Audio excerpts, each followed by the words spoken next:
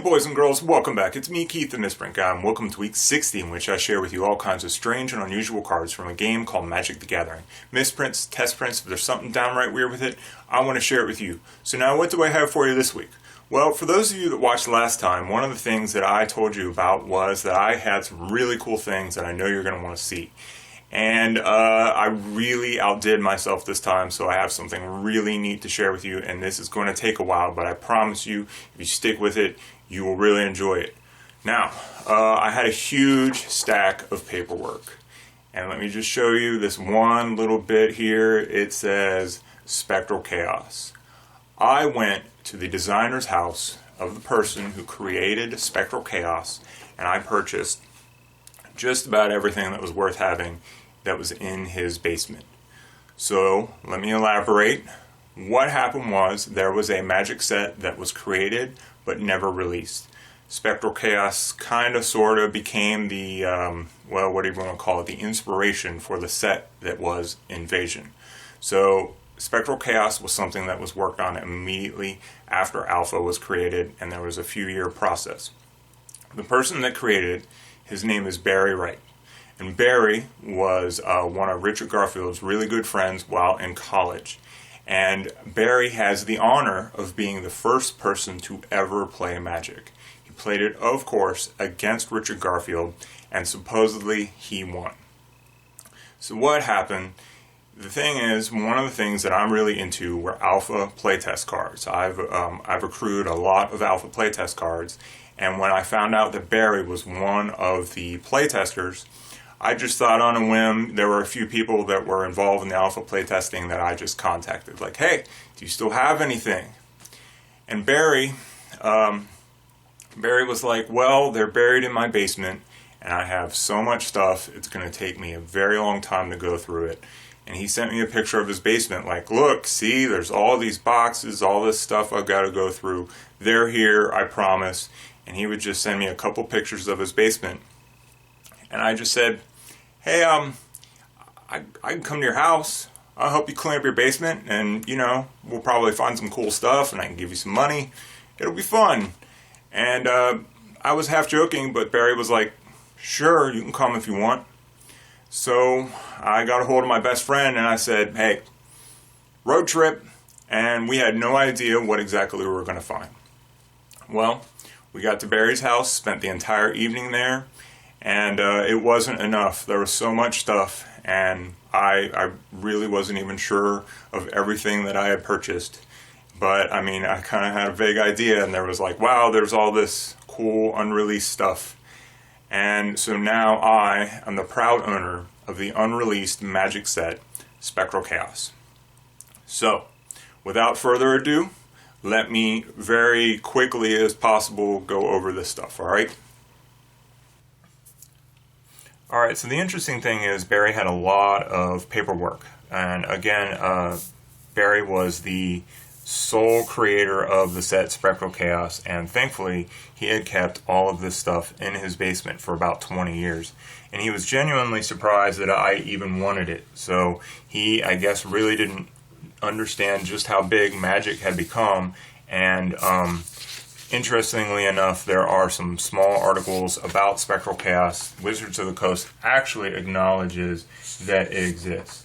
Now, the thing about Spectral Chaos is it did not make it into final card form, and there, according to the art director that I had talked to, there was no such thing as original art for it. So all we have are notes and playtest cards.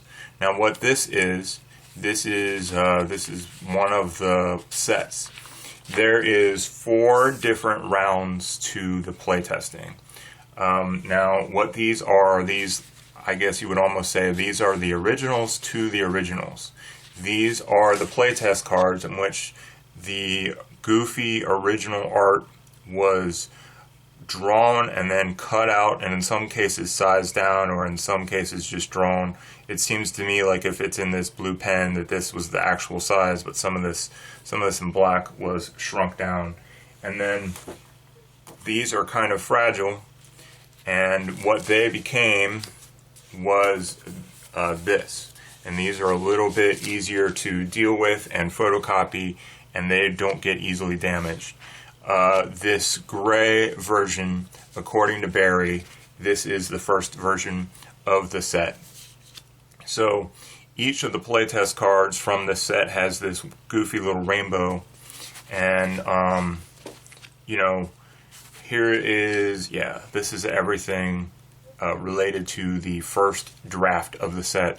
There are a lot of cards that were originally in alpha that are just kind of sprinkled in here, but most of the cards are new. There are some old ones like Wheel of Fortune and the like. And then the second round is also tiny, and they are on blue paper. And this is, again, where they made the photocopies from. And, you know, this is everything here. This is the originals to round 2. And then here are the originals for the backings of the cards that were laid out like that, and then they became printed on nice strong cardboard like this. These are blank on this side. So what is also worth noting is that I had contacted Cool Stuff Inc. because there is so much stuff here. Other individuals have I have talked to other individuals about filming this, making it more professionally, and doing a better job of making a nice long video for you all. So I will be sure and share the other links with you. And then I have these here are printouts of the entire set. And what is also worth noting is with every card here, they are listed as very common. The very commons are only the basic lands. And then we have commons, and then uncommons. No big surprises yet, huh? We got uncommons again, and then we've got rare. Still no surprises until we get to, one's not complete. There are very rares. So this set here has, this set had mythics before we had mythics. So, here we go. Here's, like I said, there's so much stuff here. Here we go. I think this is the set that has it. So there's our very common. And yeah, I'm just making sure this is showing up well on the camera. Commons. And then we get to the very end. There we go. Very rare. So the interesting thing is we had mythics almost many, many years ago. And a very long time ago, you could get a expansion submission form so that they would just consider your set. This was how things were done before Hasbro took over. This is only about half the paperwork. I even have this here's some of the information. And here is a sample submission form that has Ice Age. So the thing is, like I said, this was begun the moment Alpha went to press, and it was finally completed, I think 1996 or 1997. And the problem was, the way that this set was designed was, it was the first set to be gold colored, and it also incorporated a lot of alternate colors. And the unfortunate thing is, then it kind of got outdone by Legends. And another thing that it had were cards that allowed you to do things while completely tapped out, and that was also solved in alliances. So the general idea of Spectral Chaos, the set itself did not get released, but the set itself is the inspiration for the set Invasion. And I don't know about you, but I thought Invasion was a lot of fun. So I have correspondence here. My thumb is over this part just because it has Barry's home address. And there's a lot of correspondence between him and Wizards. This is another envelope. Same deal. This is to Barry Reich. And this actually this talks about money. So this is something that I will not actually be sharing with you, other than the fact that, yes, we have paperwork here that comes from Wizards of the Coast, and it's really interesting. But they really, it's all about finances. So, I'm not going to tell you That's the one thing I won't share, is how much Barry got paid. And so that's really what we have here. Let's see, what else am I not sharing here quickly? Oh, okay. This set has 4 rounds of playtesting. So the gray sheets I shared earlier, that's round 1. These blue sheets that I share with you are round 2. And those are all tiny playtest cards. If you guys remember the alpha playtest cards I shared with you, you know, they're small. And then round 3 looks just like this. And each playtest card is the size of a normal Magic card. Now round 4 is a sticker. I don't expect most of you to have ever seen playtest cards other than maybe watching my videos. But what I did, yeah, this is showing up nice. Okay, this is several of the playtest cards, and they are like in order. So like I said, these tiny gray ones is round 1, and then these tiny light blue ones, this is round 2. And there's some more round 2. Okay, so here is round 3, and there's a lot of really goofy hand-drawn artwork on some of these cards. And then round 4, that's still more round 3. Round 4 looks like this. Round 4, they took junk Magic cards. This is the final round of playtesting, so a lot of these cards are from the mid-90s, the cards themselves. So they took a lot of Ice Age commons and Homelands commons, and I think there's some like 4th edition commons in here too. I think, yep, there's a Crawlworm. So this is printed on a 4th edition Crawlworm, and you know, this is what the final, the almost last version ends up looking like. And then a lot of the paperwork that I have has the this is the very, very, very hard to read version, but this is the entire set. So a few things I want to stress. One, Barry was the lead designer and the only person directly involved with this. Every single other Magic set that was ever designed had at least a few people, but Barry did it himself. And I can see why after spending an evening with Barry. He is one of the smartest people I've spent more than 5 minutes with, and in addition to being a nice guy, I mean, his mathematical knowledge and understanding of Magic is, I mean, other than perhaps somebody like Richard Garfield, the knowledge, especially the comprehension of what this game could do early on, is absolutely incredible. I mean, I look through this, I've spent hours and hours and hours looking through this, and it's just like, this is the work of a genius.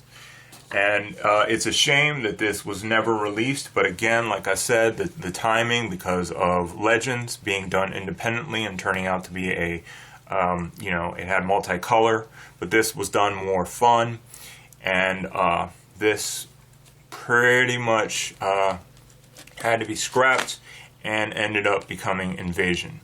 Now, there are some cards that after the set was bought that leaked out just here and there, mostly in like Tempest block.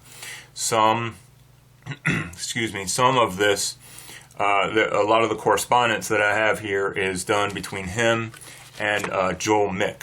Now, Joel Mick ended up being the head designer of Tempest. So it doesn't surprise me one bit that, you know, they purchased this set, they can do what they want with it.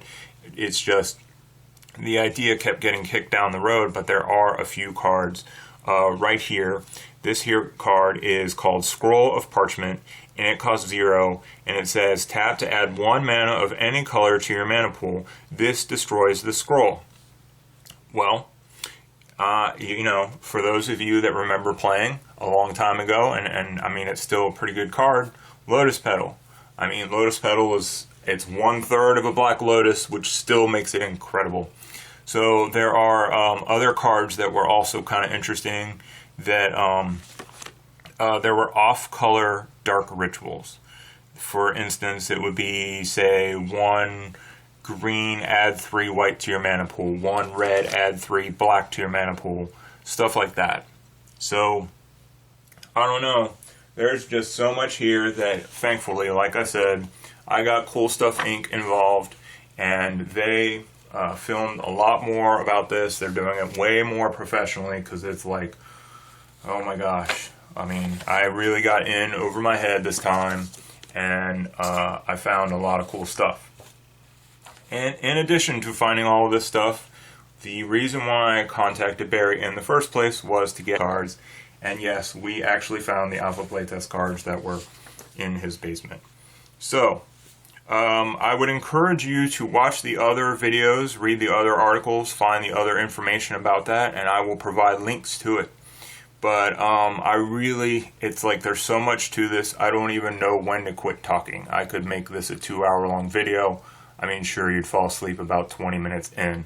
But there's just so much stuff here that this took me an entire month to go through.